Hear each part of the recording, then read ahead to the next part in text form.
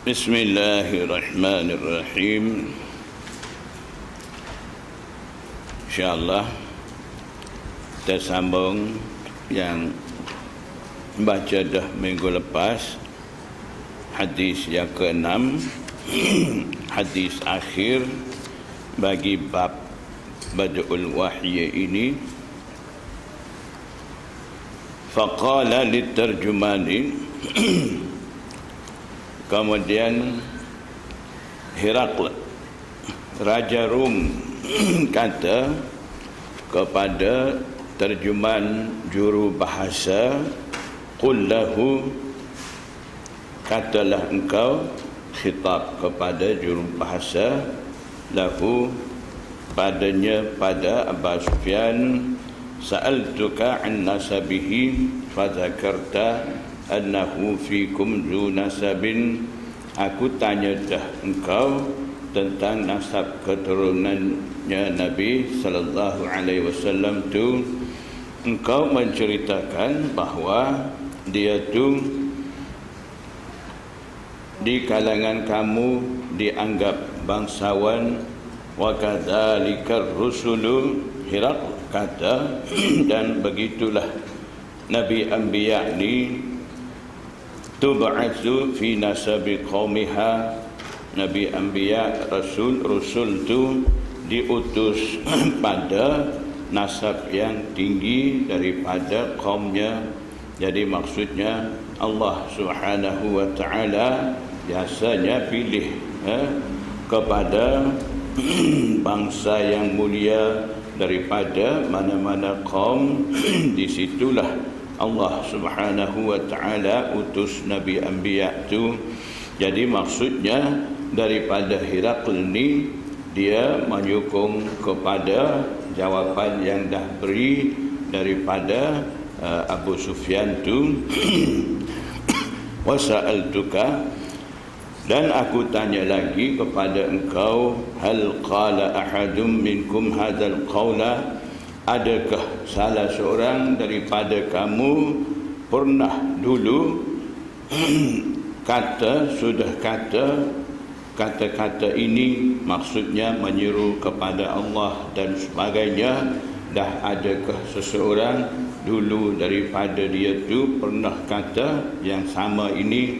Fadzakarta Allah, dan engkau ceritakan katanya tidak ada. Faqultu, maka aku nak kata, lau kana ahadun qala hadzal qawla qablahu laqultu, seandainya ada seseorang dah kata kata-kata ini sebelumnya, dulu daripadanya, laqultu ay laqultu fi nafsi, aku tentu kata dalam hatiku, rajulun, lelaki ini, yata'assa ay yaqtadi, dia ni ikut, biqaulin qila qablahu, ikut ataupun dia ni meniru ucapan yang dah diucapkan oleh orang dulu. Jadi maksudnya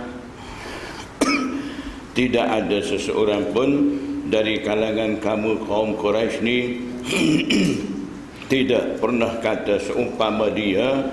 Itu menunjukkan dia ni bukan meniru ataupun menuruti kata-kata orang lain. Ini memang ada keistimewaan bagi dia.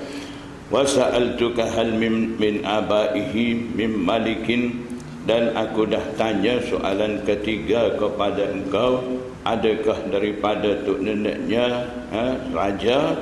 Fadzakarta Allah, engkau menyebut kata tidak ada. Qultu, aku nak kata, falau kana min abaihi min malikin qultu rajulun yatlubu mulka abihi, seandainya ada dari antara tok neneknya raja, aku nak kata dia tu, lelaki itu hanya mencari kerajaan ayahnya. Jadi maksudnya dia mari dakwa diri sebagai seorang rasul lah. Apa semua ni hanya dia nak cari kedudukan ataupun kerajaan yang dimiliki oleh tok nenek dia dulu. Wasa'altuka hal kuntum tattahimunahu bil kadhibi qabla an yaqula ma qala.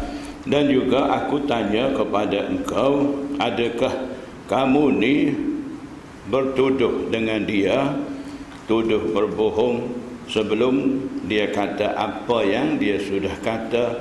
Maksudnya dulu daripada Nabi Muhammad sallallahu alaihi wasallam ni dakwa dia tu sebagai rasul, ataupun dulu daripada dia mengajak manusia kepada tauhid Allah Subhanahu wa taala. Adakah seseorang tuduh dia tu orang bohong dan sebagainya? Fazakarta Allah, engkau cerita kata tidak, maknanya tidak ada orang tuduh dia tu sebagai pembohong. Faqad a'rifu annahu lam yakun liyataral kadhiba 'alan nasi. Aku mengenali katanya Herakl, dia kata aku tahu, aku jam dia tu tak akan membiarkan pembohongan kepada orang ramai. Maksudnya dengan orang ramai dia tidak bohong. Wa yakdziba 'ala Allahi, sedang dia membohongi kepada Allah Subhanahu wa taala. Maksudnya di hadapan orang ramai dia duduk pura-pura sebagai orang baik, tidak bohong dan sebagainya, tapi dia bohong dengan Allah Subhanahu wa taala sebagai dia ni seorang rasul dan sebagainya. Jadi aku tahu tidak akan berlaku seperti itu. Wasa'altuka asyrafun nasi taba'uhu am du'afa'uhum, dan aku tanya lagi kepada engkau soalan yang kelima, iaitu orang yang mulia dari kalangan orang ramai mengikuti dia ataupun mereka yang lemah, miskin di kalangan mereka itu. Fadzakarta anna du'afa'ahu muttaba'uhu, engkau ceritakan bahawa yang lemah di kalangan mereka itulah mereka mengikuti Nabi, mengikuti dia.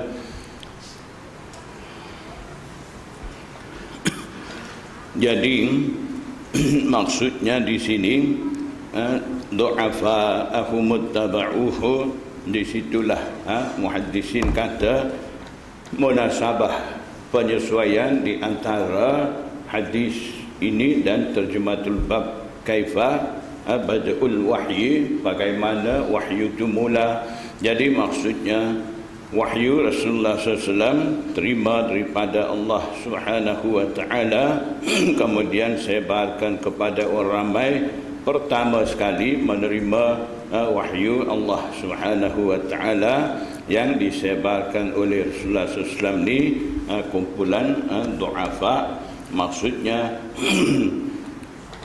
mereka yang lemah ataupun miskin, yang tidak ada nama dan sebagainya, mereka lah menerima dulu. Jadi kalau begitu mungkin kita terfikir yang mula sekali masuk Islam, menerima Islam ni Abu Bakar As-Siddiq. Dia tu orang ternama, orang terkaya. Kenapa pula di sini sebut du'afa ni yang mengikuti Nabi sallallahu alaihi wasallam. Jadi di kalangan mereka yang mengikuti Nabi sallallahu alaihi wasallam pada peringkat awal turun wahyu kepada Rasulullah SAW ni, memang ada orang-orang ternama seperti Abu Bakar As-Siddiq, Sayyidina Umar, kemudian Sayyidina Ali dan sebagainya. Tapi itu hanya bilangan kecil saja.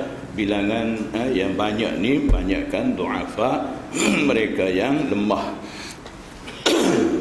Wahum atba'ur rusul, kata Herakl, sedang mereka itulah du'afa, itulah mereka yang menjadi pengikut rasul.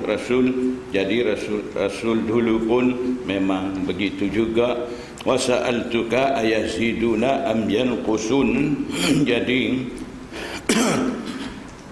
maksud yang tadi du'afa ni, maksud dia tanya yang mana di antara yang daif dan yang kuat siapa ramai menerima ataupun mengikuti seruan dia.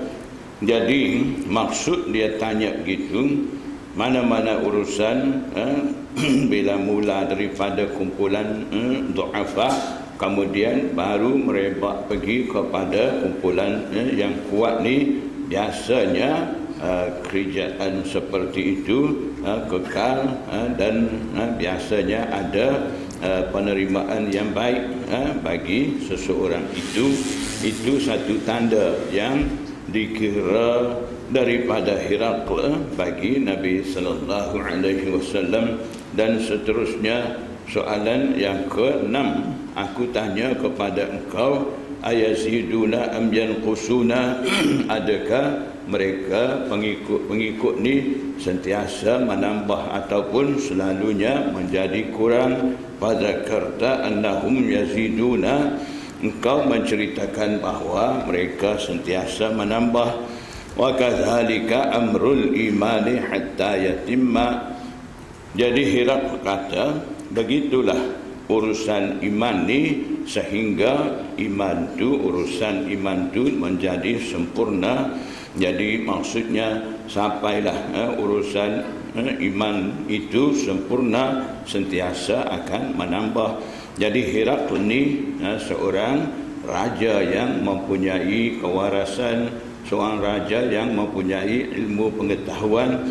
Jadi soalan-soalan daripada dia ni, dia tanya ni, dia nak tahu sama ada Rasulullah SAW ni betul yang diutus oleh Rasulullah Allah Subhanahu wa taala, ataupun dia ni sengaja reka cerita ataupun dakwa diri dan sebagainya. Dia nak cek di situ.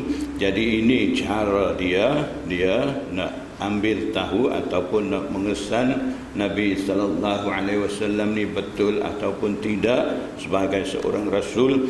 Jadi daripada soalan dia dan daripada jawapan yang mana Abu Sufyan bagi tu, dia dapat dia dapat tangkap betul dia ni seorang rasul. Jadi maksudnya dia nak tahu sifat-sifat seorang rasul adakah tidak pada Rasulullah SAW. Sebab tu dia buat soalan-soalan begini. Kemudian mengikut jawapan Sufyan tu, dia buat kesimpulan daripada apa Sufyan jawab tu. Wa sa'altuka ayartaddu ahadun sakhtatan lidinihi ba'da ayyadkhula fihi.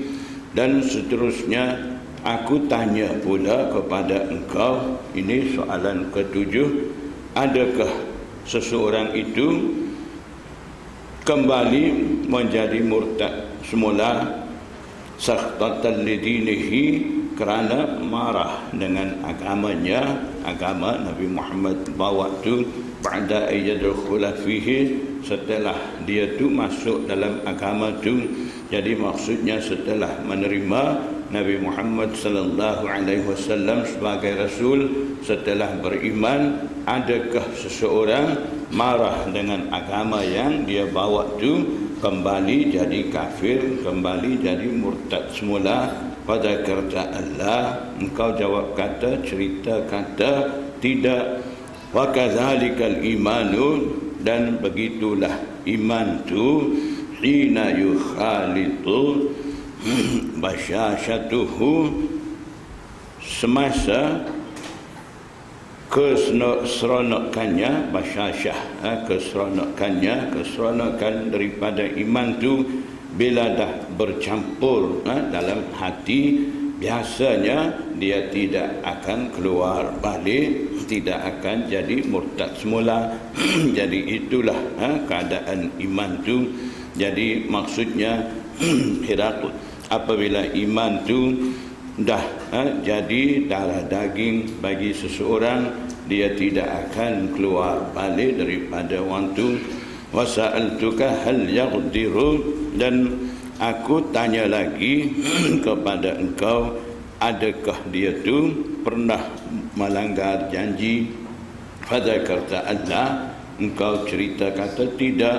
Wa kadzalika rusulu, dan begitulah sifat-sifat Nabi Anbiya ni, la taghdiru, mereka tidak suka melanggar janji. Wa sa'altuka bima ya'murukum, dan aku tanya pula kepada engkau Sufyan, yang ke-9 soalan, bima ya'murukum, dengan apakah? Bima asal bima mim alif, hazaf, buang alif di sini jadi bima, seperti amma yatasaaluna, begitu asal amma an ma, di sini pun bi dengan ma jadi hazaf alif, sebut bima ya'murukum, dengan apakah dia tu menyuruh kepada kamu.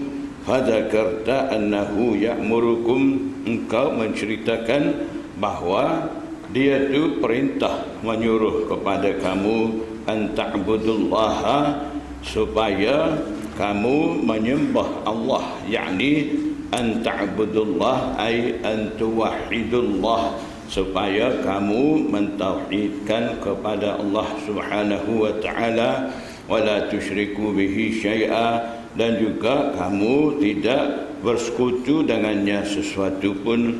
Wa yanhaakum an ibadatil awthani, dan dia tu melarang kamu daripada menyembah berhala. Awthan jamak bagi wasnun, berhala. Wa ya'murukum bis salati was sidqi wal afafi, dan engkau ceritakan dia tu menyuruh kamu dengan sembahyang, sidq, bercakap benar ataupun berlaku jujur, wal afaf, dan juga ada sopan santun ataupun menahan diri, afaf, menahan diri daripada melakukan perbuatan haram. Al-afaf maksud dia al-kaffu 'anil maharim.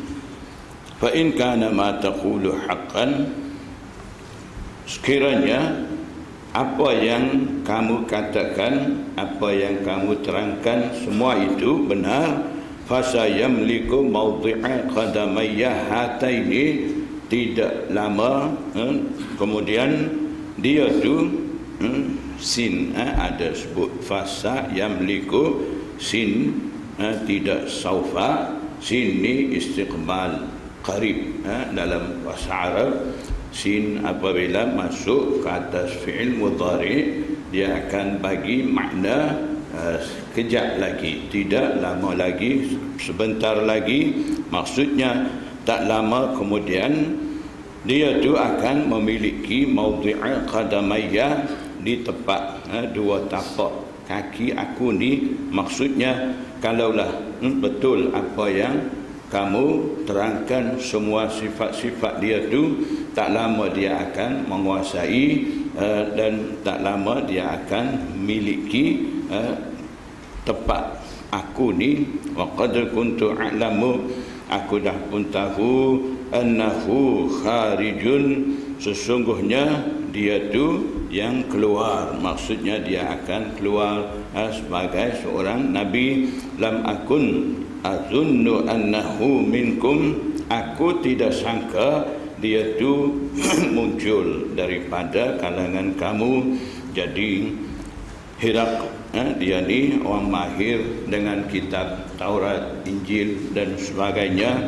Jadi dia sangka Nabi akhir zaman ni akan keluar daripada hafizut Taurat, orang yang dah menghafal Taurat, ataupun hafizul Injil yang mahir dengan kitab Injil. Daripada kumpulan tu Nabi akhir zaman ni akan keluar. Tapi tiba-tiba Nabi akhir zaman ni akan keluar daripada kumpulan yang lain selain daripada Yahud dan Nasara. Jadi itulah dia kata lam akun azunnu annahu minkum, aku tidak sangka pun dia tu akan muncul dari kalangan kamu. Falau a'lamu anni akhlusu ilaihi ay asilu ilaihi, kalaulah aku tahu aku boleh sampai kepadanya, lata jasyamtu liqa'ahu, aku akan menahan susah payah untuk menemui dia. Walau kuntu indahu, seandainya aku ada di sisi dia, la ghasaltu an qadamaihi, tentunya aku basuh kedua kaki dia. Jadi maksudnya kalau dia sempat jumpa dengan Rasulullah SAW, dia akan basuh kedua kaki, maksudnya dia akan beriman, dia akan patuh dengan Rasulullah SAW, dan dia kalau dia boleh sampai kepada Rasulullah SAW, dia akan usaha, walaupun susah payah, dia akan usaha juga untuk jumpa dengan Rasulullah SAW.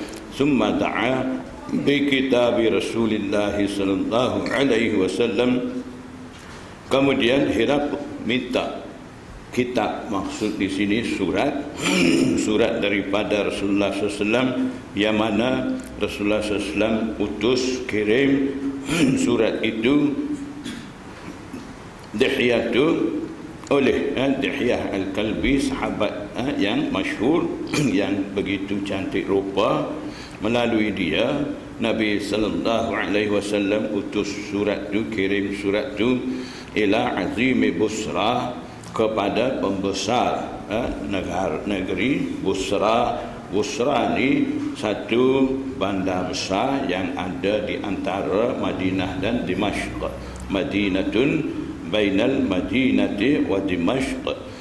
Jadi sebaik saja Rasulullah sallallahu alaihi wasallam selesai daripada perjanjian Hudaibiyah, masa mana mula Rasulullah SAW dapat ketenangan dan aman damai daripada kaum kufar ni, ketika itulah Rasulullah SAW mula sebarkan dakwah Islamiyah. Jadi masa itu Rasulullah SAW utus surat-surat kepada pembesar-pembesar negeri dan juga kepada raja-raja supaya mereka masuk agama Islam. Jadi surat-surat ni surat jemputan masuk agama Islam. Jadi surat Rasulullah SAW hantar kepada Azim Busra Sani. Surat tu Rasulullah SAW kirim melalui Dihyah akhir Zulhijjah tahun Hijri yang ke-6, tahun Hijri yang ke-6 akhir Zulhijjah. Masa tu dah Rasulullah SAW kirim surat tu. Lamanya masa sampai surat tu tahun Hijri 7, bulan Muharram barulah surat tu sampai. Jadi banyak bulan nak boleh sampai kepada Azim Busra Sani. Fadafa'ahu ila Hiraqla, kemudian gubernur ataupun pembesar Busra Sani dia serah surat itu kepada Hiraq. Faqara'ahu, kemudian Hiraq baca surat itu. Faiza fihi, maka apabila padanya, maksudnya isi kandungan surat ni ada tulis Bismillahirrahmanirrahim min Muhammadin abdillahi wa rasulihi ila Hiraqla azimir Rumi, memulai dengan nama Allah Subhanahu wa taala, Maha Penyayang lagi Maha Pengasih. Ini surat daripada Muhammad hamba Allah dan rasulnya, utus kepada Hiraqla Azimur Rum, pembesar negara Rum. Jadi bila Hiraq itu yang baca surat ni, apabila baca Mim Muhammadin Abdillah, surat tu mula dengan nama Nabi Muhammad sallallahu alaihi wasallam. Ada seorang saudara Hiraq yang ada di majlis tu, dia marah. Dia kata, kenapa dia ni mula surat ni dengan nama dia. Sepatutnya surat ni kena mula dengan nama raja tu, rajalah besar masa ni. Kenapa dia ni nak tunjuk besar diri dia, sebut nama dia dulu. Kenapa? Dia marah. Jadi Herakl kata, biar dulu, kalaulah orang ni yang aku maksud, yang aku kata sani, kalau aku sampai kepada dia, aku akan basuh kaki dia. Kalaulah orang tu betul yang aku maksud sani, sepatutnya dia kena tulis begini. Jadi jangan engkau kata apa-apa. Jadi selepas daripada tu sambung baca surat tu, salamun ala manittaba'al huda. Ini cara bagi salam kepada orang kafir. Salam sejahtera ke atas mereka yang mengikuti petunjuk. Jadi daripada potongan hadis ni, potongan kandungan surat ni, muhaddisin dan fuqaha mujtahidin mereka kata, kalau seseorang nak tulis salam ataupun nak ucap salam kepada orang kafir, inilah cara dia. Dan juga kalau nak jawab salam daripada orang kafir bagi salam, ini juga cara dia. Maksudnya boleh bagi salam, salamun ala manittaba'al huda, ataupun nak jawab salam pada orang kafir, boleh jawab salamun ala manittaba'al huda. Amma ba'du, adapun setelah bismillah, alhamdulillah, fa inni ad'uka, sesungguhnya saya mengajak anda bid'ayatil islami,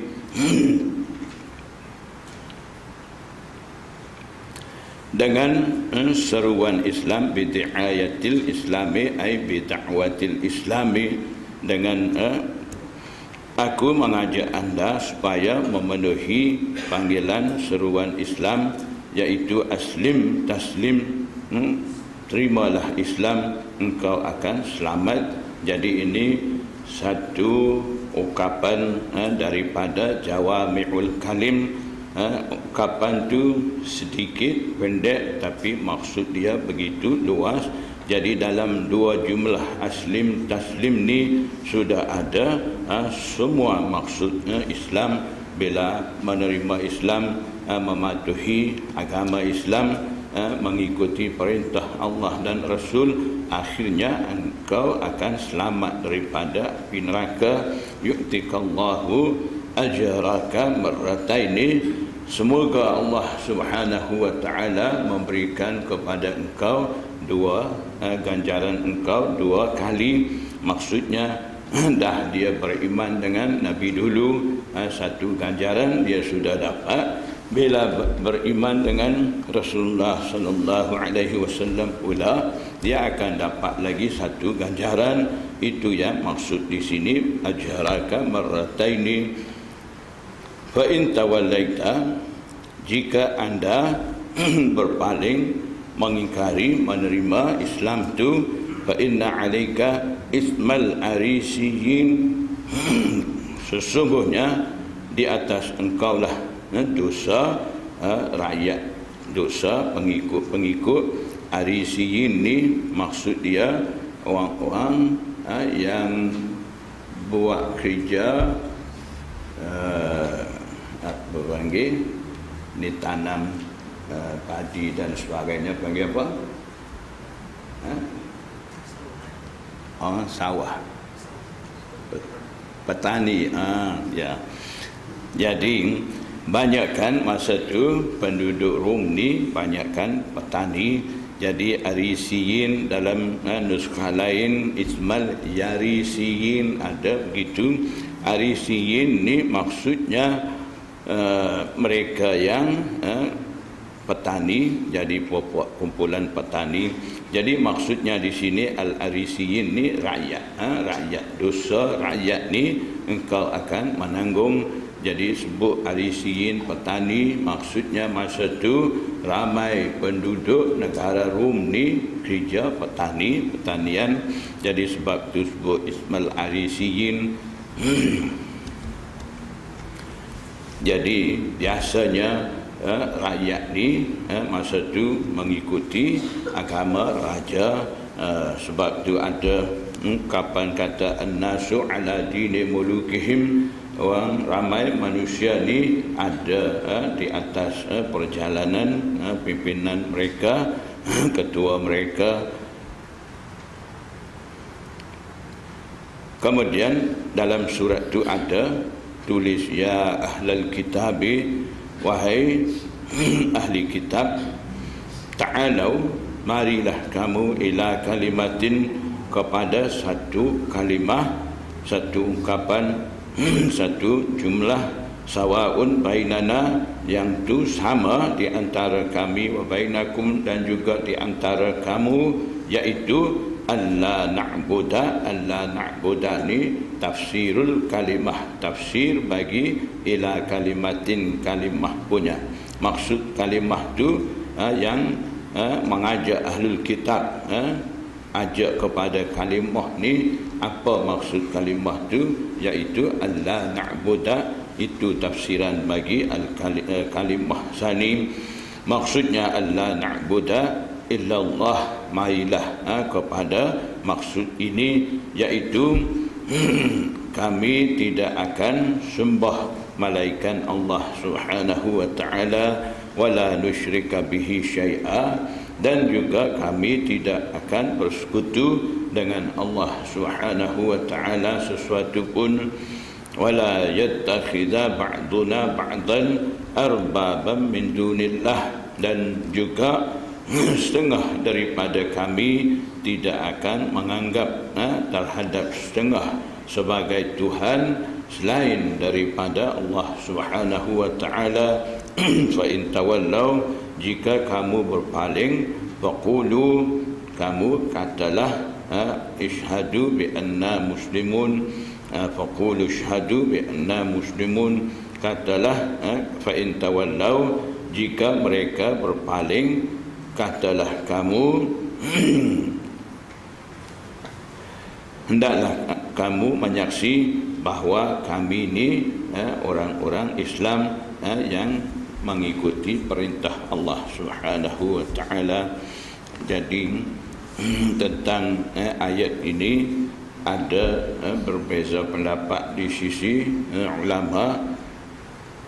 Setengah ulama kata masa tulis ayat dalam surat ni, ayat tu sudah pun turun, dan setengah pula kata masa tulis ayat dalam surat ni, ayat ni belum turun. Cuma Rasulullah SAW tulis ayat ini, kemudian daripada tu turun pula ayat seperti ini. Jadi dalil daripada mereka ni, biasanya ada terkadang tengah sahabat tu tulis, ikut tulis wahyu, ada kadang-kadang sahabat-sahabat ni sebut dulu sebelum Rasulullah SAW baca ayat yang mana turun di atas Rasulullah SAW. Jadi sambil-sambil tulis, sahabat tu pun sebut sambungan dia, kemudian ayat yang diwahyu kepada Allah, kepada Rasulullah SAW ni pun bila Rasulullah SAW sebut jadi sama. Ada kadang-kadang Sayyidina Umar ketika Rasulullah SAW baca wahyu yang turun di atas dia, dia sambung ada satu kali itu ayat fatabarakallahu ahsanul khaliqin. Jadi kemudian daripada itu Rasulullah SAW sebut pun yang sama tu juga. Jadi setengah muhaddisin kata, setengah ulama kata di sini pun seperti itu juga. Tapi Imam Bukhari tarjih kepada pendapat yang kata ayat ini turun dulu, selepas daripada itu barulah Nabi sallallahu alaihi wasallam isi dalam surat ini.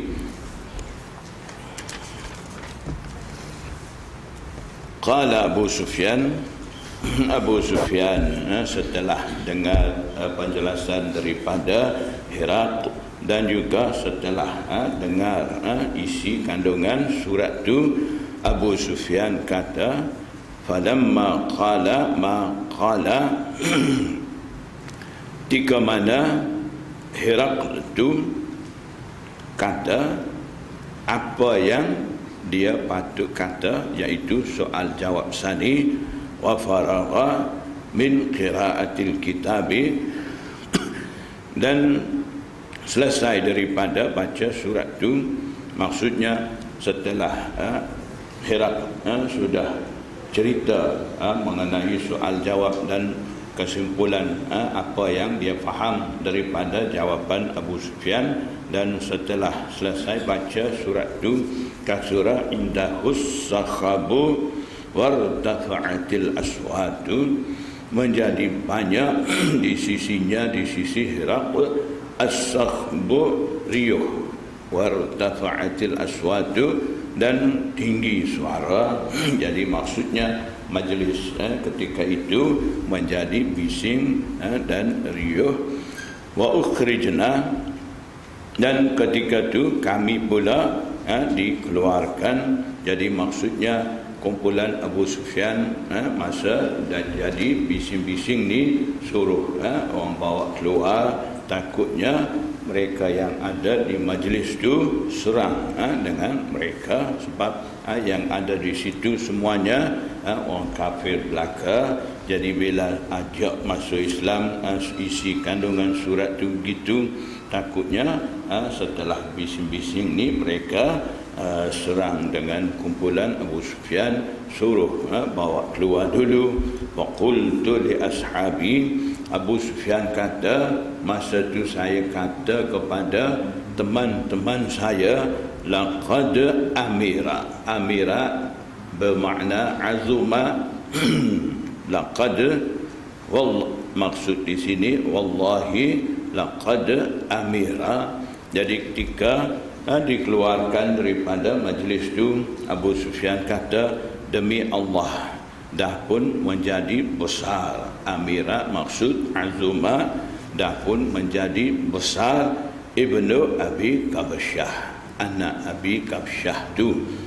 Jadi Abi Kabsyah ni seorang lelaki daripada Bani Khuza'ah. Dia tu menjadi berlawanan dengan kaum Quraisy sebelum Nabi SAW timbul sebagai Nabi. Dia malah ataupun dia tidak setuju dengan kaum Quraisy yang ada masa itu, yang mana mereka tu sembah berhala. Jadi Kabsyah Sani itu satu kunyah, satu gelaran bagi pihak tok Rasulullah SAW, bagi pihak ibu Rasulullah SAW. Jadi itulah Abu Sufyan sebut kata Ibnu Abi Kabsyah. Maksudnya anak Abi Kabsyah ni Rasulullah sallallahu alaihi wasallam. Jadi maksudnya laqad amira Amr bin Abi Kabsyah, urusan daripada Muhammad sallallahu alaihi wasallam tu dah pun jadi begitu besar.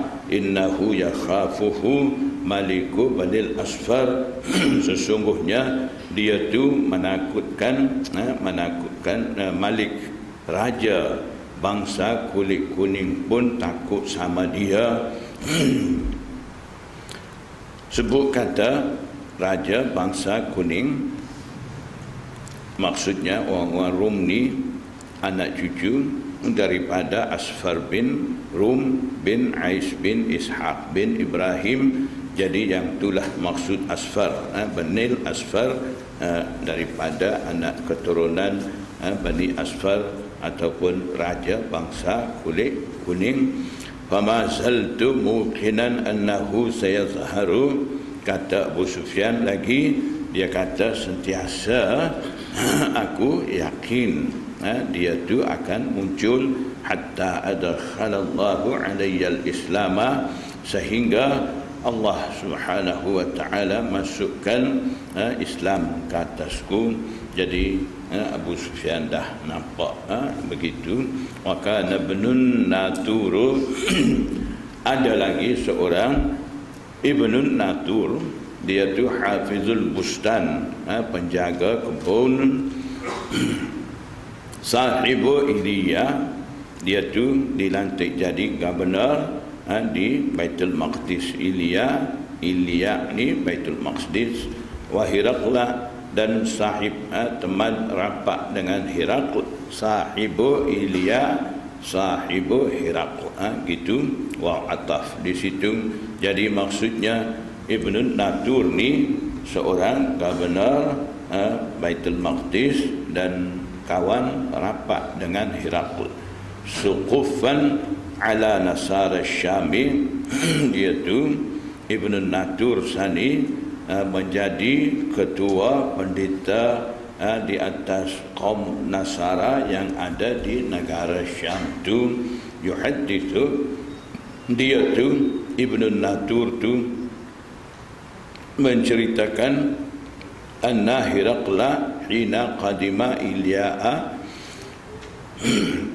Hirakl ketika dia sampai ke Baitul Maqdis, asbaha, pada suatu hari Hirakl berpagi-pagi, khabithan nafsi, hati tak berapa sedap. Khabithan nafsi maksudnya ada gangguan fikiran. Pada suatu pagi dia berpagi-pagi, faqala lahu ba'du batariqatihi, batariqah maksudnya jamak bagi bitriq, bitriqun maksudnya setengah pembesar bagi Hirakl ni kata kepada Hirakl, qadis dan karena hayatuka, kami nampak tak berapa sedap keadaan engkau tu. Maksudnya kami tengok pun heran nampak keadaan engkau tu. Jadi qala Ibnu Natur selanjutnya dia cerita, dia kata wa kana Hirakl jazaan ay kahinan. Hirakl ni seorang kahin, jazza, ahli nujum. Biasanya yanzuru, dia memerhati fin nujumi, pada perjalanan bintang-bintang. Faqala lahum, pernah Hirakl kata kepada mereka, mereka maksud ba'du batariqatihi sani, hina sa'aluhu, ketika mana mereka pernah tanya kepada Hirakl, inni ra'aitul lailata. Hirakl jawab kata, sesungguhnya aku dah pun lihat pada suatu malam, hina nazartu fin nujumi, ketika mana aku memerhati dalam perjalanan bintang, dapati anna malikal khitani qad zahara, sesungguhnya raja yang berkhitan, khitan, faham Melayu pun khitan juga, raja yang berkhitan dah pun muncul. Famay yaqtatinu min hadhil ummati, kemudian Hirakl tanya, siapa yang berkhitan daripada umat ini? Maksudnya di zaman ini, pada masa sekarang ini, kumpulan mana biasanya berkhitan? Qalu, mereka pembesar jawab kata, laisa yaqtatinu illa al-yahud, Yahudlah berkhitan masa ini. Jadi maksudnya yang berkhitan ni hanya Yahud masa ni. Fala yuhimmannaka sya'nuhum, maka keadaan mereka, kedudukan mereka tidak akan merisaukan engkau. Maksudnya engkau jangan bimbang, keadaan mereka tidak akan menggugatkan kedudukan engkau. Waktu ila mada ini, hanya engkau tulis saja ataupun perintah saja kepada negeri-negeri, madain jamak bagi Madinah, mulkika, madaini mulkika, kepada negeri-negeri milik raja, milik engkau. Maksudnya perintah saja ke seluruh negeri, supaya fayaqtulu man fihim minal yahudi, supaya kaum Yahud yang ada di kalangan mereka itu mereka bunuh. Fabainama hum ala amrihim, sementara mereka masih ada di atas urusan yang membunuh kaum Yahud. Mereka itu utiya Heraklu, tiba-tiba dibawa ataupun dihadapkan kepada Herakl birajulin, seorang lelaki,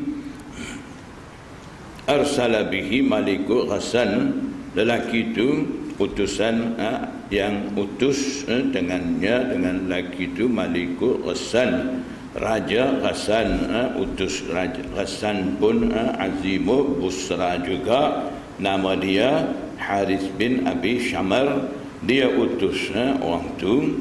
Jadi utusan daripada Raja Bani Ghassan, yukhbiru an khabari Rasulullah sallallahu alaihi wasallam. Malik Ghassan juga memberitahu tentang khabaran Rasulullah SAW. Falamma istakhbarahu Heraklu, ketika mana Herakl mendapat berita daripadanya, maksudnya setelah Herakl mendapat maklumat daripada lelaki yang menjadi utusan Raja Bani Ghassan Sani, qala, Herakl kata, idhabu fanzuru mukhtatinun huwa amla, pergilah kamu tengok lelaki itu adakah dia tu khitan ataupun tidak. Panazaru ilaihi, mereka pergi tengok lelaki itu. Fahaddatsuhu annahu mukhtatanun, mereka menceritakan kepada Herakl, bagi tahu katanya dia tu yang berkhitan. Wasa'alahu anil arabi, dan seterusnya Herakl tanya lelaki itu tentang kaum Arab, bangsa Arab. Faqala, lelaki itu kata, hum yakhtatinun, mereka bangsa Arab tu selalunya berkhitan. Faqala Herakl kata, hadza maliku hadhil ummati, inilah yang aku lihat, dapat meneliti. Hadza maksudnya yang inilah yang aku dapat meneliti dalam perjalanan bintang, yang dapat simpul di situ Malik khitan akan muncul ni. Inilah maliku hadhil ummah, raja bagi umat ini. Qad zahara, Herakl kata dah pun muncul. Jadi dia salah bodoh dengan kaum Yahudi dengan katanya mereka juga khitan. Summa kataba Heraklu ila sahibillahu birumiyatin, kemudian Herakl hantar surat pula kepada teman dia yang ada di Rumiyah. Rumiyah maksudnya di situ sebuah kota tertua di Italia masa itu. Wa kana nazirahu fil ilmi, sahibillahu di situ nama dia Daghatur. Dia tu wakana, dan dia yakni sahibillahu sani, naziruhu upamanya, fil ilmi dia tu upama, nazirahu upamanya, upama Herakl pada ilmu. Maksudnya ilmu teman Herakl ni setaraf dengan ilmu Herakl dari segi ilmu nujum tu. Jadi dia hantar surat, dia bagi tahu tentang munculnya Malikul Khitan Sani. Wasara Heraklu ila Himsin, dan Herakl meneruskan perjalanan kepada Hims. Hims ni satu bandar yang ada di negeri Syam. Masa itu satu bandar tertua. Falam yarmi Himsa, kemudian Herakl belum tiba lagi di Hims. Hatta atahu kitabun min sahibihi, sampailah datang kepada Herakl surat daripada teman dia. Yuwafiqu ra'ya Herakl ala khurujin Nabi sallallahu alaihi wasallam, isi kandungan surat itu yuwafiq menyetujui sejajar dengan pendapat Herakl yang menceritakan keluarnya Nabi sallallahu alaihi wasallam, wa annahu nabiyyun, dan sesungguhnya dia tu benar seorang nabi. Jadi kawan dia pun sama pandai dengan dia ilmu nujum. Jadi dia pun dah setuju kata Malikul Khitan sudah pun keluar, sudah ada sekarang. Fa'adzina Heraklu. Kemudian Herakl ni memberitahu, azina bukan minta izin di sini, azina mengundang Herakl li'uzama'ir Rumi, pembesar-pembesar negeri Rum, fi daskaratillahu bihimsa. Daskarah maksudnya mahligai kepunyaan dia yang ada di Hims itu. Dia ajak pembesar-pembesar Rum di situ. Thumma amara bi abwabiha faghulliqat. Kemudian Herakl suruh pintu-pintu ditutup. Thumma tala'a. Kemudian Herakl memberitahu tentang munculnya Nabi akhir zaman tu. Faqala, Herakl kata, ya ma'syara Rum, wahai orang-orang Rum, hal lakum fil falahi war rusydi, adakah kamu hendak mempunyai hendak peroleh falah, kemenangan, dan juga war rusyd, di sini maksud kemajuan, wa ayyasbuta mulkukum, dan juga kamu hendak peroleh tetap utuh kerajaan kamu. Fatubayi'u hadzal rajul. Kalau nak begitu, patutnya kamu berbai'ah dengan lelaki ini. Jadi maksudnya Herakl dia ajak kepada rakyat-rakyat, pembesar-pembesar dia supaya beriman dengan Rasulullah SAW. Jadi dia dah faham kedudukan Rasulullah SAW tu. Daripada soal jawab dia dah tahu betul dia tu seorang Nabi akhir zaman. Jadi dia nak beriman, dia nak masuk Islam, tapi dia bimbang juga rakyat dia berontak ataupun dia kena bunuh ke. Jadi dia ajak bincang rakyat dia supaya rakyat pun masuk bersama dengan dia, masuk Islam, menerima Nabi sallallahu alaihi wasallam sebagai seorang rasul. Jadi itulah tujuan dia cakap ni semua.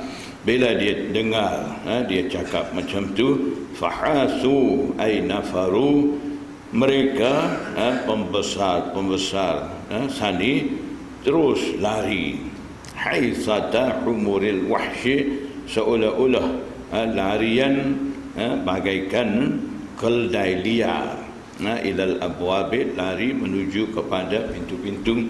Jadi keldai liar bila terkejut apa-apa lari kuat, panggil apa, lari lintang pukak.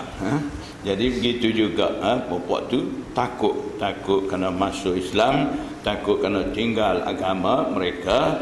Mereka cabut lari kepada pintu, maknanya nak lari keluar terus, tapi tak dapat sebab wajaduha qad ghulliqat. Mereka dapati pintu-pintu ni dah pun dikunci. Falamma ra'a Herakl nafratahum, ketika mana Herakl ni lihat kebencian mereka, tak mau masuk Islam, wa ayisa minal imani, dan Herakl dah pun putus harapan daripada beriman. Qala, Herakl kata, rudduhum alayya, kembalikan mereka masuk kepadaku. Wa qala, kemudian dia kata, inni qultu maqalati anifan, aku kata kata-kataku tadi, akhtabiru biha shiddatakum ala dinikum, hanya aku nak cuba, nak imtihan, nak periksa dengan makalah aku sani. Hanya aku nak uji keteguhan kamu di atas agama kamu. Jadi selama mana kamu berpegang kuat dengan agama kamu yang dia ada, aku cuba minta masuk Islam. Jadi sekarang aku dah nampak kamu ni kuat iman dalam agama kufur kamu tu. Jadi faqad ra'aitu, aku dah pun lihat, maksudnya aku dah pun lihat keteguhan kamu tu. Jadi ini seolah-olah Herakl kata, bukan aku ajak masuk Islam, sungguh-sungguh saja-saja aku nak cuba kamu. Bila dengar begitu, fasajadu lahu waradu anhu, pembesar-pembesar sani sujud kepada Herakl dan setuju dengan kata-kata Herakl itu. Fakana dzalika akhir sya'ni Herakl, maka itulah keadaan Herakl yang terakhir. Jadi Herakl pun tidak masuk Islam juga, tapi dia ingin sangat nak masuk Islam. Dia dah tahu kebenaran Islam daripada soal jawab dengan Abu Sufyan tu, tapi disebabkan dia mau jaga kedudukan dia ataupun mau jaga maruah dan nyawa dia, takut dibunuh masa tu, dia tidak masuk Islam. Tapi katanya muhaddisin dan ulama, Herakl ni surat yang Rasulullah SAW utus sani, dia anggap mulia surat tu, dia simpan dalam satu tabung kecil. Kemudian tabung kecil tu dia masuk dalam gading gajah, dia simpan di tempat, dia simpan barang-barang berharga bagi dia. Itu cara dia. Begitu juga masa itu Rasulullah SAW utus juga surat kepada Raja Farsi. Raja Farsi ni koyak buang, dia tak baca pun. Jadi daripada situ sejarah bukti Rom, Raja Rom ni dia terus dapat kemuliaan walaupun dia tidak masuk Islam, dan negara Rom ni terus maju disebabkan simpan elok-elok surat daripada Rasulullah SAW tu. Raja Farsi yang koyak surat Rasulullah SAW ni, akhirnya istana dia pun jadi runtuh, kucak-kacir. Anak dia masa tu ada keinginan nak rampas kuasa dengan ayah dia. Jadi ayah dia pun, Raja Farsi pun dah tahu anak dia ada rancangan rampas kuasa. Dia pun masuk di tempat simpan ubat tu, botol racun dia tepek, tulis di situ, itu ubat kuat, dia tulis. Jadi anak dia nak bunuh dia, nak rampas kuasa, jadi dia pun nak bunuh balik anak dia. Jadi setelah anak dia bunuh dia, dapat rampas kuasa Farsi, kemudian anak dia seronok masuk cari ubat kuat, nak seronok dengan tina-tina. Jadi dia pun jumpa botol racun, ayah dia balut dengan surat, tulis ubat kuat, dia pun minum, mapuh di situ. Jadi setelah daripada itu, jadi hancur kerajaan Farsi dan runtuh kerajaan Farsi. Jadi Imam Bukhari akhir hadis yang ke-6 di sini dia tulis fakana zalika akhir sya'ni Herakl. Inilah keadaan akhir Herakl. Jadi ini kesudahan kitabul wahyi. Jadi tabiat Imam Bukhari ni setiap kali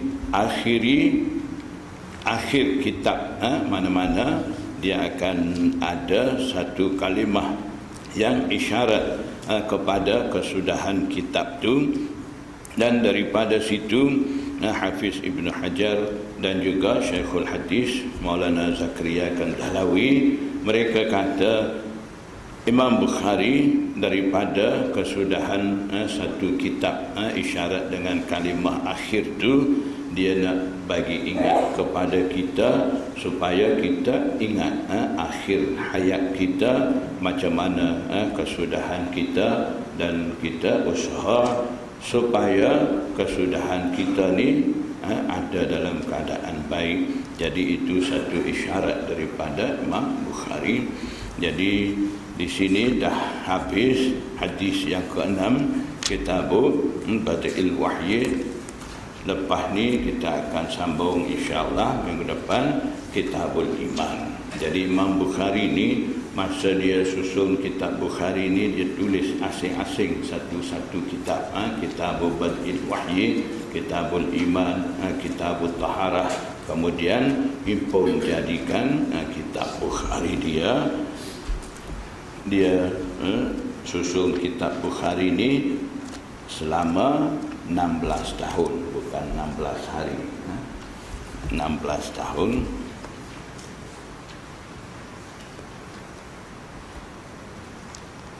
InsyaAllah kita sambung Bukhari ke depan.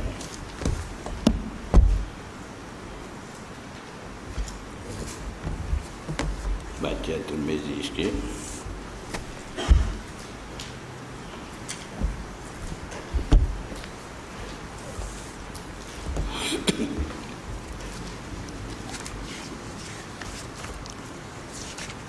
Bismillahirrahmanirrahim. Babu ma yaqulu idza dakhala al-khala. Situ. Dah. Tak ingat. Tak ada situ dah.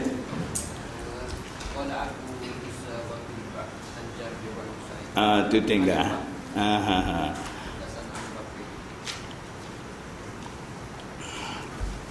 Haddatsana Abu Bakrin, tak baca lagi. Bismillahirrahmanirrahim. Qala Abu Isa wa fil bab an Jabir wa Abi Sa'id.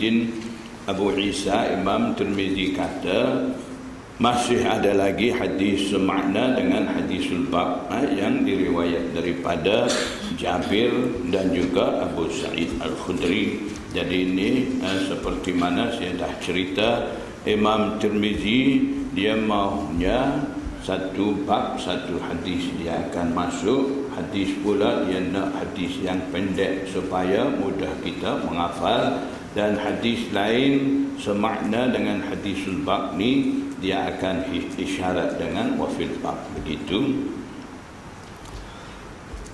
Haddatsana Abu Bakrin Muhammad bin Zanjawi al-Baghdadi wa ghairu wahidin maksudnya dan bukan satu orang, maknanya ramai riwayat. Qala haddatsana al-Husain bin Muhammad haddatsana Sulaiman bin Qarm an Abi Yahya al-Qattati an Mujahid an Jabir bin Abdullah radhiyallahu anhuma qala qala Rasulullah sallallahu alaihi wasallam miftahus salatil wudu'. Jadi dalam riwayat dulu kita dah baca miftahus salatit tuhur. Jadi tuhur maksud di situ wudu'. Itu yang dapat faham daripada riwayat berikut ini. Jadi itu maksudnya al-ahaditsu yufassiru ba'duhu ba'dha. Hadis-hadis ni dia akan mentafsirkan, menghuraikan satu sama lain. Jadi maksudnya hadis dulu miftahus salatit tuhur. Tuhur maksud dia al-wudu. Jadi maksudnya anak kunci bagi sembahyang ni adalah wudu. Tanpa wudu tidak sah sembahyang. Babu ma yaqulu idza dakhala al-khala. Bab ini menceritakan apa yang patut baca, doa yang patut baca apabila masuk tandas al-khala. Khala ni tempat kosong, tempat kosong panggil khala. Jadi tandas-tandas ni ketika orang tidak masuk buang air biasanya kosong begitu. Sebab tu tempat seperti itu dinamakan khala. Khala maksudnya maudhi'u qada'il hajah, tempat buang air. Jadi daripada al-khala tempat kosong, lama kelamaan lekat nama tandas, tempat qada' hajat. حدثنا قتيبة وهناد قال حدثنا وكيع عن شعبة عن عبد العزيز بن صهيب عن أنس بن مالك قال كان النبي صلى الله عليه وسلم إذا دخل الخلاء قال اللهم إني أعوذ بك. Riwayat daripada Anas bin Malik. Anas bin Malik kata Nabi sallallahu alaihi wasallam apabila hendak masuk tandas, iza dakhalal khala. Dakhala fi'il madhi, makna dia sudah masuk. Jangan di sini salah faham pula. Iza dakhalal khala, apabila sudah masuk dalam tandas, barulah Rasulullah SAW baca doa. Ini tidak macam tu. Jadi maksudnya di sini iza apabila masuk di atas fi'il madhi, biasanya dia bagi makna menghendaki. Jadi iza dakhala, maksud di sini iza arada ayyadkhula, apabila Rasulullah SAW hendak masuk, maksudnya sebelum masuk tandas. Rasulullah SAW baca dulu doa ni, iaitu Allahumma inni a'udzubika, sekatu wahai Allah, saya minta lindung denganmu. Qala Syu'batu, Imam Syu'bah, Amirul Mukminin fil hadis, dia kata waqad qala, terkadang waqad qala marratan ukhra, kali yang lain, maksudnya terkadang qala.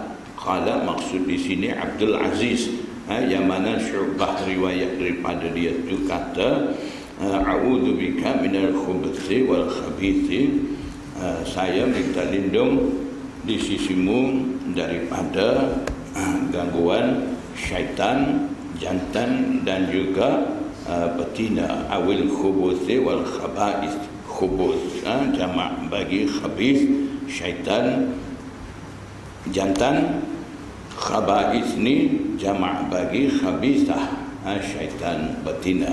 Jadi sama ada syaitan yang ganggu tu jantan ataupun betina, daripada semua jenis syaitan tu saya minta lindung. Jadi dalam satu sanad ada sebut setakat Allahumma inni a'udzubika saja. Dalam satu sanad lagi ada sambungan minal khubuthi wal khaba'ith. Jadi boleh kita cantum baca semua sekali, Allahumma inni a'udzubika minal khubuthi wal khabithi wal khaba'ith. Jadi boleh baca begitu. Jadi adakah bacaan ini dikhususkan untuk tempat tertentu yang mana disediakan untuk buang air, sebab biasanya di situlah hadir syaitan. Syaitan ni tempat himpun dia di situ, tempat tandas, tempat buang air dan sebagainya, disebabkan ada gangguan daripada syaitan semasa duduk di Baitul Khala tu. Kena baca doa ni. Jadi kena baca ketika nak masuk tandas saja ke, ataupun tempat mana tidak ada tandas kita nak buang air, gali tanah, ada setengah-setengah kan, gali tanah bagi air, bildi, satu bildi cangkul tanah tu, ada zaman dulu macam tu dah. Jadi buang air di situ. Ketika tu perlu baca ke, itu memang bukan tandas, bukan khusus tempat buang air besar, tapi pergi juga tempat tu buang air. Jadi perlukah baca tempat-tempat lagu tu? Jadi fuqaha mujtahidin kata kena baca juga, tidak khusus tandas saja, di mana sahaja nak buang air di situ kena baca. Jadi tempat tu ada khusus untuk buang air seperti tandas, kena baca sebelum masuk tandas tu. Kalau tempat tu tidak dikhusus, cuma kita nak buang air di situ, ketika tu kata ulama sebelumnya kita angkat kain tu baca doa dulu, selepas tu barulah buang air. Dan setengah kata itu juga pendapat jumhur ulama kata Kalau seseorang tu dah terlupa nak baca doa, dah masuk tempat buang air, boleh juga dia baca hadir doa tu dalam hati, jangan dia baca dengan lidah. Dan ada satu kisah dalam kitab Manhalul Azbil Mawrud Syarah Abi Dawud. Di situ ada satu kisah. Dalam tu ada Imam Azrami, dia kata dia pergi kepada Imam Amir Sya'bi, sampai di situ dia tanya kepada Imam Sya'bi, kalaulah seseorang bersin dalam tandas, bolehkah tidak dia tu baca Alhamdulillah? Jadi Imam Sya'bi jawab kata tak boleh, jangan baca Alhamdulillah bila bersin dalam tandas. Kalau nak baca Alhamdulillah, tunggu keluar daripada tandas dulu, baru baca. Kemudian dia jumpa pula Imam Azrami Sani, dia jumpa pula dengan Ibrahim Nakhai, dia tanya pula soalan yang sama. Jadi ketika tu Ibrahim Nakhai jawab kata tak apa, boleh baca. So baca, sebab dia kata ihmadillah, boleh engkau muji pada Allah. Kemudian dia kata fa innal hamda yas'adu, puji kepada Allah ni biasanya dia naik atas, la yahbitu, tidak turun bawah, tak masuk dalam tandas. Maksud dia tu ilaihi yas'adul kalimut tayyib, maksud tu kepada Allah Subhanahu wa taala, biasanya kalimah-kalimah yang suci naik kepada Allah taala. Jadi maksud dia situ ada. Itu hanya pendapat dia, mazhab dia, tapi mazhab jumhur ulama dan a'immah arba'ah, imam mazhab larang berzikir dalam tandas. Jadi Nabi sallallahu alaihi wasallam ni selalunya dia tidak putus daripada zikrullah. Jadi tandas ni tempat tidak sesuai dengan zikrullah. Jadi di situ Nabi SAW tidak zikir, sebab di situ tandas tu dikira tempat himpunan syaitan. Jadi disebabkan itulah Nabi SAW ta'lim kepada umat dia supaya baca doa sebelum masuk tandas, sebab tandas ni tempat himpunan syaitan. Untuk dapat lindung daripada gangguan syaitan ni, baca doa ni. Dan kata fuqaha, bila seseorang itu baca doa sebelum masuk tandas, Allah Subhanahu wa taala adakan satu tutupan di antara yang baca doa dan syaitan. Maksudnya syaitan tidak nampak dengan yang masuk tandas tu dan tidak akan dapat ganggu. Kalau tak baca doa masuk tandas, mungkin syaitan ganggu. Dan ada juga kisah-kisah yang mana manusia menimpa musibah disebabkan tidak baca doa, diganggu oleh syaitan dan sebagainya.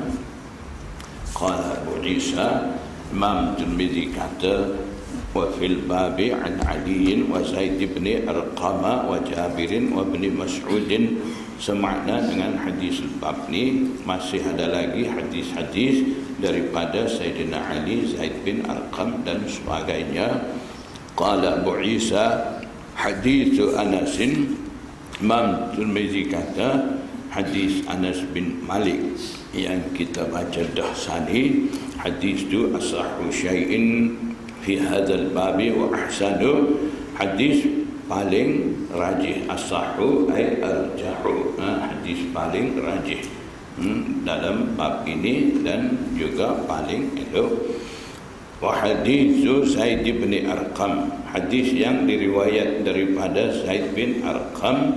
Zaid bin Arqam duduk dalam wafil bab sani. Fi isnadihi ittirabun ay ikhtilafun, dalam sanadnya ada ikhtilaf. Ittirab makna kegoncangan dalam sanad. Maksudnya sanad hadis daripada Zaid bin Arqam ni mempunyai banyak masalah. Jadi Imam Tirmizi akan jelas apa masalah sanad-sanad tu. Jadi bila satu-satu hadis ada banyak masalah dalam sanad tu, biasanya muhaddisin mencari penyelesaian dalam sanad-sanad tu. Kalau dapat selesai masalah yang ada khilaf dalam sanad-sanad tu, hadis tu akan terlepas daripada menjadi dhaif. Kalau tidak dapat selesai, hadis tu akan kekal jadi dhaif. Jadi kita baca dulu apa ikhtilaf sanad-sanad tu. Jadi ini satu contoh kecil, satu contoh sikit Imam Tirmizi tulis dalam kitab dia supaya kita tahu, kita nampak sanad-sanad ni kadang-kadang ada masalah-masalah macam tu. Jadi sebaik saja kita nampak masalah sikit dalam sanad tu, jangan kita hukum selalu dhaif sanad hadis tu, dan seterusnya kita tolak hadis dhaif tu.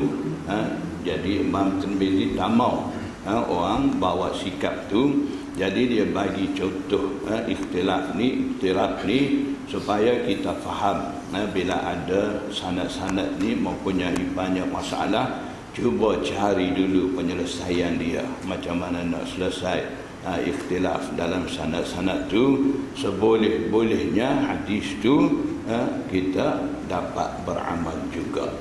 Takut-takut kita kata hadis ni sanad ada banyak masalah, jadi dhaif, tak boleh amal, takutnya tertolak hadis benar. Terkadang hadis tu benar-benar Rasulullah SAW bersabda, tapi disebabkan ada masalah rawi, sanad ikhtilaf dan sebagainya, hadis dikira dhaif. Kita pun kata kita mau amal hadis sahih saja, hadis dhaif kita tak mau. Hadis sahih saja kena amal, hadis dhaif tak boleh amal dan sebagainya. Dengan pegangan seperti itu, kita pun tolak hadis tu, kata tak mau amal. Takutnya hadis tu benar-benar Rasulullah SAW bersabda, kita pula tolak hadis tu. Jadi imam-imam muhaddisin, fuqaha mujtahidin, mereka amat takut keadaan seperti itu. Sebab tu mereka biasanya mereka kaji halusi, seboleh-bolehnya tak mau tolak mana-mana hadis, walaupun hadis tu hadis dhaif. Cari jalan macam mana hadis tu boleh amal. Masih ada lagi ke sanad-sanad lain yang membantu dengan sanad dhaif ni? Kalau ada, mereka kira sanad hadis dhaif yang lemah sani dapat kekuatan daripada membantu oleh sanad lain. Ketika tu sanad hadis dhaif sani menjadi gagah, boleh beramal, boleh berhujjah dalam hukum ahkam dan sebagainya.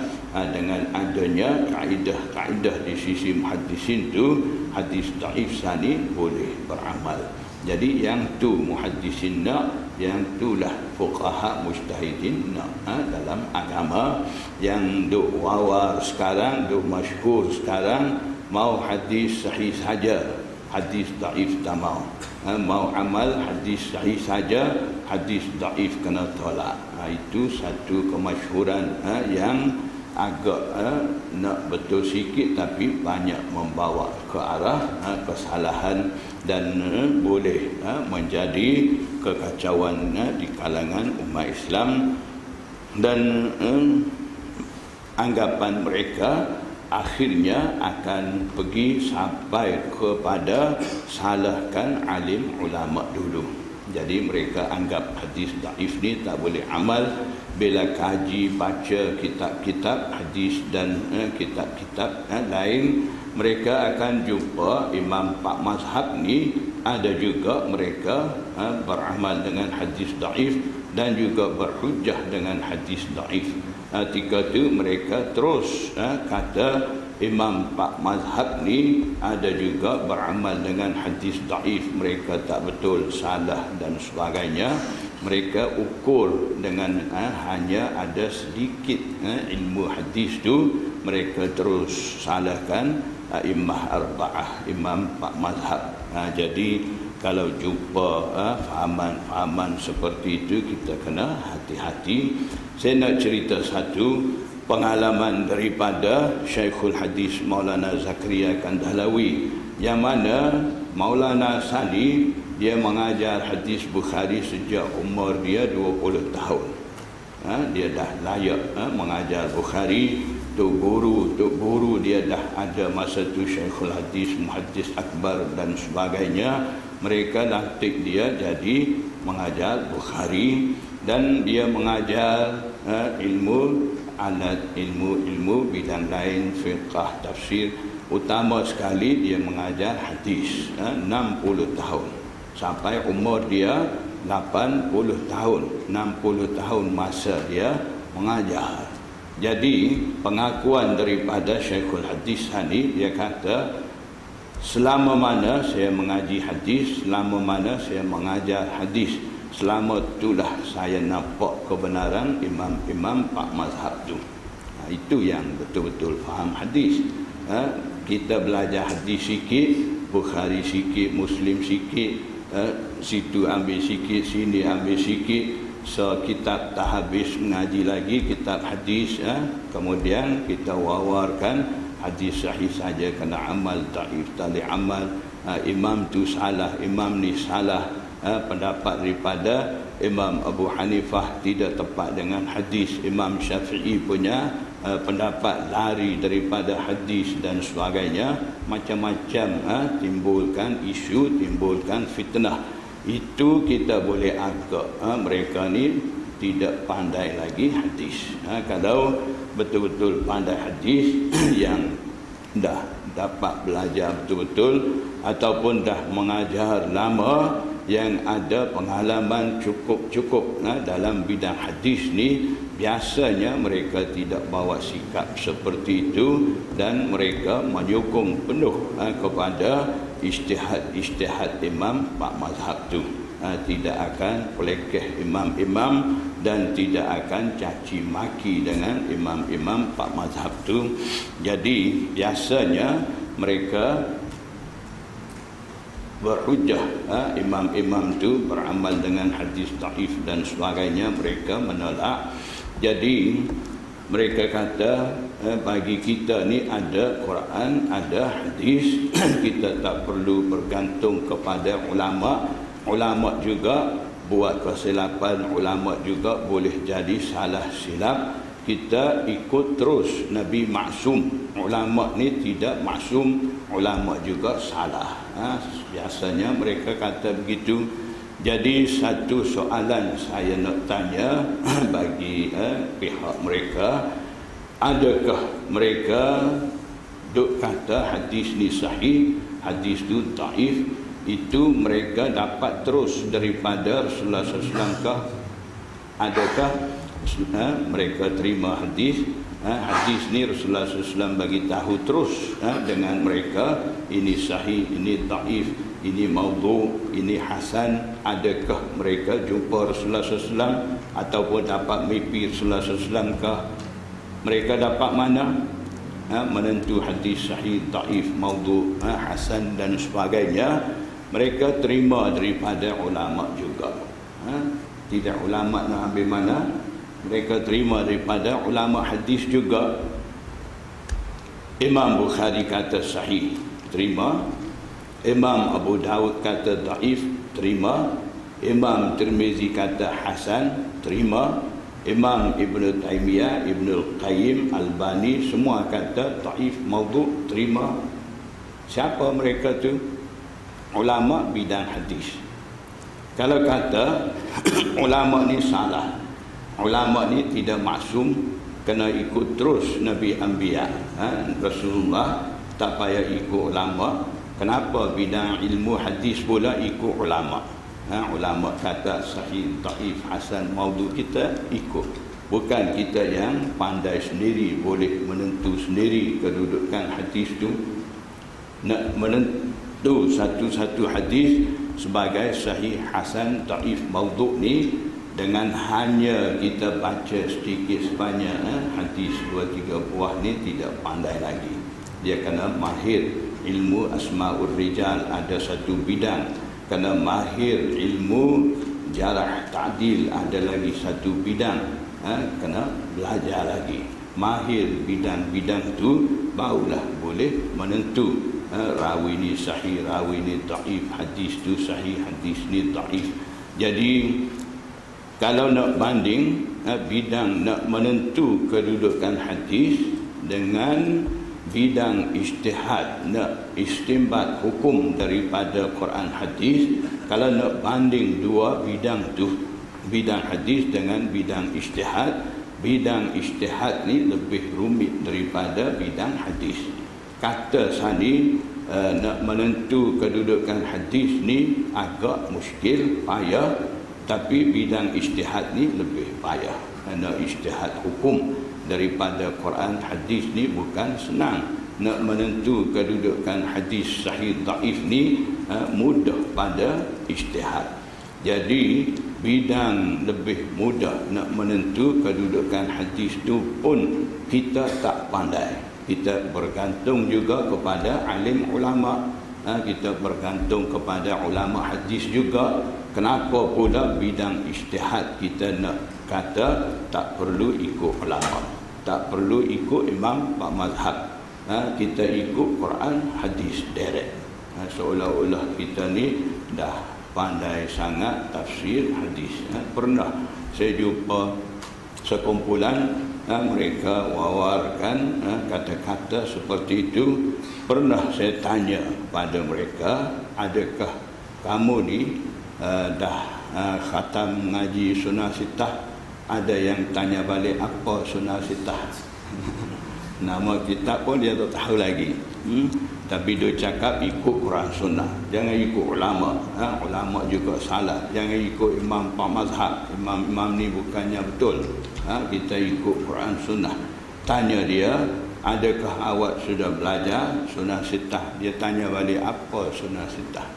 Lepas tu saya kata, saya tidak mau tanya dengan awak, adakah awak sudah belajar ilmu 15 bahasa, ilmu alat untuk membantu nak boleh tafsir Quran tu.